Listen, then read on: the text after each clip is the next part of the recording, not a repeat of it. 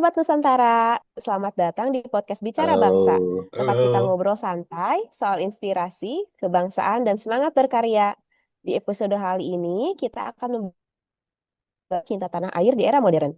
Kita akan melihatnya dari dua perspektif nih, di dunia kerja dan dunia kampus. Sudah hadir bersama saya dua narasumber hebat hari ini. Yang pertama ada Kak Saipul, seorang profesional muda yang aktif di dunia kerja.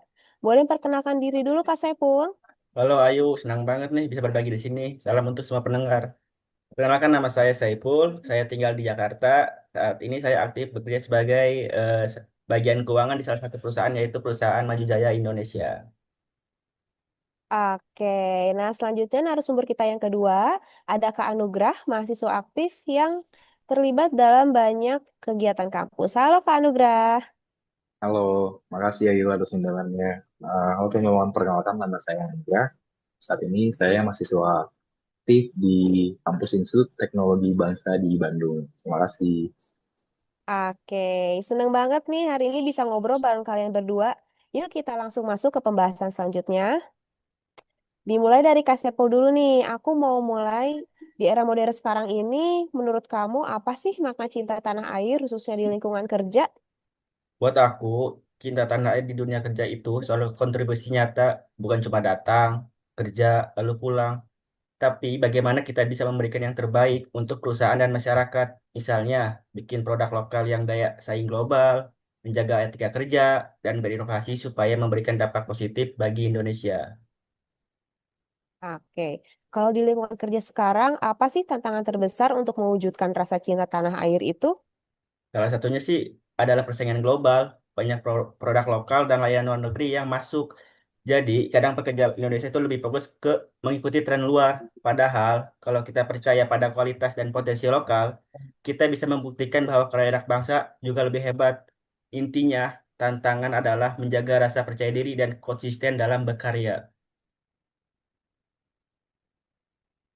Oke, kalau boleh kasih tips ke teman-teman profesional di luar sana, apa cara sederhana untuk menumbuhkan cinta tanah air lewat pekerjaan? Kalau tips dari saya sih, mulailah dari hal kecil. Yang pertama, semisal kerja dan integritas dan penuh tanggung jawab. Kedua, dukung produk lokal dan karya anak bangsa. Ketiga, terus belajar dan berinovasi supaya Indonesia bisa bersaing global. Kalau kita fokus ke kualitas dan dampak, itu sudah bentuk cita air yang nyata. Oke, terima kasih ya untuk Kak Saiful. Nah, sekarang kita beralih dulu ke Kak Anugrah. Sebagai mahasiswa, menurut kamu apa sih bentuk nyata cinta tanah air di lingkungan kampus?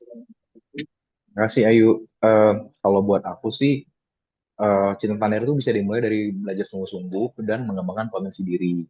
Kita tuh generasi muda harus siap loh bersaing secara global, tapi tetap bangga dengan identitas kita sebagai warga negara Indonesia.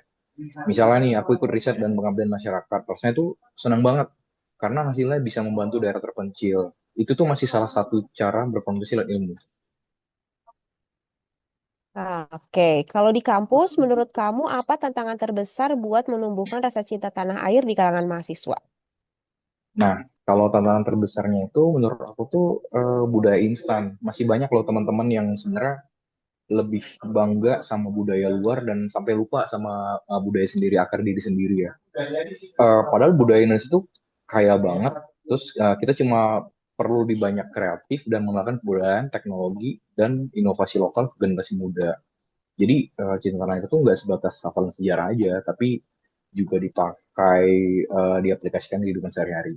Gitu. Kalau ada satu pesan untuk teman-teman mahasiswa soal cinta tanah air, apa yang mau kamu sampaikan nih, Kak? Pesanku sederhana sih, bangga. Kita harus bangga jadi orang Indonesia, jangan ragu berkarya, berprestasi, dan ikut mengharumkan nama bangsa. Dan jangan lupa juga sih, sekecil apapun kontribusi kita nih ya, kalau dilakukan bersama-sama, dampaknya itu besar untuk Indonesia. Oh, keren banget ya insight dari Kak Sepul dan Kak Anugrah hari ini. Boleh tepuk tangan dulu teman-teman semuanya. Yeay.